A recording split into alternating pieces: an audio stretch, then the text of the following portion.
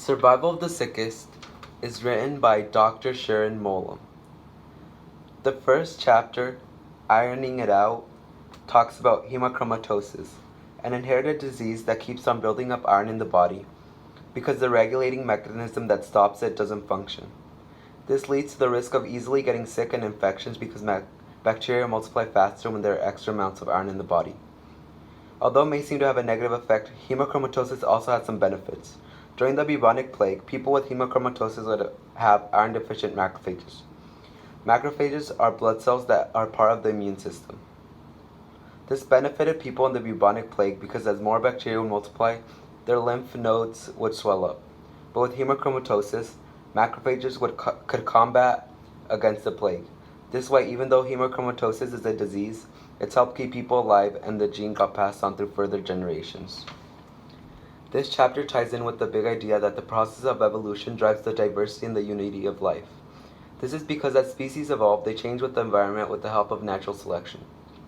This author states that genetics play a part in the evolution process, and as the traits get passed on, those traits either help organisms survive in their environment or not. This has been going on for many years and shows that speciation and extinction have occurred throughout the Earth's history, which continues to occur in today's population of different organisms.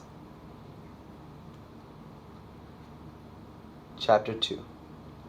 In Chapter 2, a spoonful of sugar helps the temperature go down. It talks about the importance of sugar and how it was used as an antifreeze by organisms in the extreme cold. This relates to how people in the past with diabetes could have survived the cold. Diabetes is a disease that fails to remove excess sugar from the body's bloodstream. The excessive amount of sugar could have helped our ancestors combat the cold and help them survive in the Younger Dryas period. Other evidence shows that those people with diabetes are descended from people who lived in exactly those places hit by the Ice Age in the Younger Dryas period. Another organism that uses sugar and glucose to its advantage is the wood frog. The wood frog freezes itself to deal with very cold temperatures. This chapter relates to the next big idea on how biological systems interact, and how these systems and their interactions possess complex properties. This is because the genetic and biological system of the wood frog interacts with its environment when it's cold.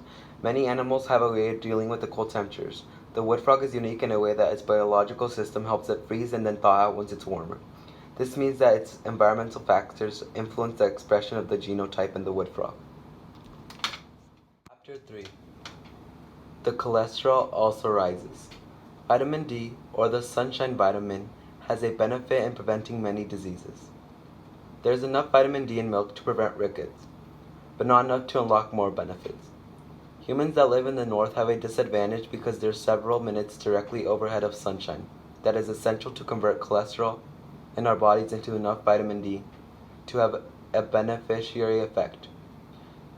Other options can be to use ultraviolet B tanning salons, eating fatty fish oils, or to ingest vitamin D supplements. Skin color is vital because it's that adaptation that balances out the effect of the sun. This means that people with dark skin can protect themselves from folic acid depletion, but they are required to carry higher amounts of cholesterol to maximize whatever sunlight gets through the skin. In northern climates, paler skinned people have the advantage of letting more sun through to produce vitamin D. This proves big idea number 2, because humans use vitamin D as building blocks that helps it protect from the sun and to survive. Chapter 4. Hey bud, can you do me a favor? It talks about fauvism. Fauvism is a disease that results from a deficiency of the enzyme glucose-6-phosphate dehydrogenase. People with fauvism cannot clear out the free radicals, which attack red blood cells, produced by fava beans because of the genetic deficiency. People with this genetic deficiency end up being more resistant to malaria. Malarial parasites don't like the red blood cells of people with fauvism. In Chapter 5, the parasitic worm, also known as Dracunculus mandinicis, which means little dragon, has been a common problem across the eastern world like Africa or Asia. Also known as the guinea worm, it grows to be 2 or 3 feet long in the infected person before making its way through the skin and burning it with acid.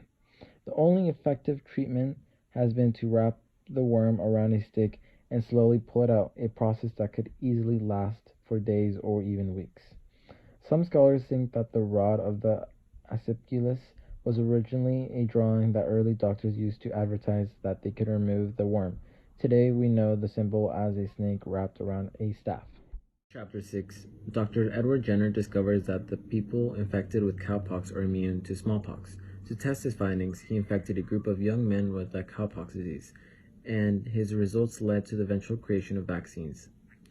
The chapter also mentions that humans have 23 pairs of chromosomes, and that the 23rd one is a sex chromosome, which determines whether you will have a boy or a girl.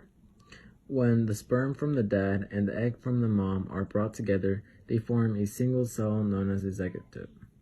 Interestingly, only 3% of the DNA is actually used for coding, and the rest is junk DNA, which would later be called non-coding DNA. This chapter mentioned that it produces energy that is needed for the cells to run, and how the mitochondria was likely a separate bacteria, but now lives in our cells. Surprisingly, the scientist believes that 1/3 of our DNA may be from viruses.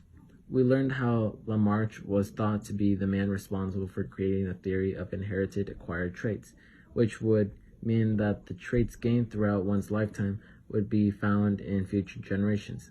In support of the theory, Barbara discovered jumping genes, or transpoons, which are genes that will move from one place to another under stress conditions. She believed that they jump to specific locations toward the genes that would cause the most beneficial possible mutation. Lastly, the chapter reminds us again that viruses played a key role in the evolution of mankind. In chapter 7, it says that 1/3 of American children are overweight or obese. This chapter focuses a lot on something known as epigenetics. This new concept involves the study of how children inherit and express new traits from their parents without changing the underlying DNA. Basically, the trait changes, but the DNA doesn't. It talked about how the way the mother acts and the environment around her could affect the child and possibly cause birth defects. For example, an experiment with mice was done that involved two groups. One group was fed normally, and fat yellow mice produced fat yellow offspring. The second group was fed normally, treated better, and also given vitamin supplement. Instead, the offspring of these were skinny brown mice. Scientists are mainly focused on moms when it comes to epigenetics, but dads are now coming into play as well.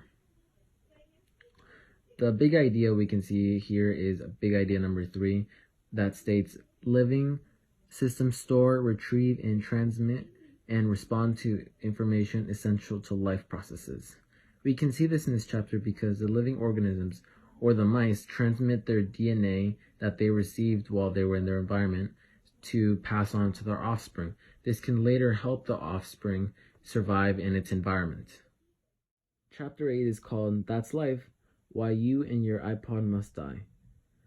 In the chapter, it says that Elaine Morgan, a Welsh writer, challenged the savannah theory that explains why humans walk upright and have little hair. Her theory is that the aquatic ape theory, the idea that humans are descendants from a small population that lived in the water and on land. Some of her points are that humans are the only land animals with fat attached to our skins. Humans have the ability to survive both in land and water environments. We may have lost our fur so as to become more streamlined in the water. We have downward facing nostrils which allowed us to dive. The extra fat in babies help them keep afloat. Newborns don't start breathing until they feel air on their face, which makes birthing in water very safe and actually easier on the mother. It also says that newborns reflexively hold their breath, but they also make rhythmic movements that propel them through the water. This was an excellent book that helped us understand the physiology, history, philosophy, and science of human medicine. It unscrambled the confusion about where we are at in the field of medicine. We all get sick and we all like understanding why we are sick. In the end, it was a very enlightening read that helped us understand more about genetics.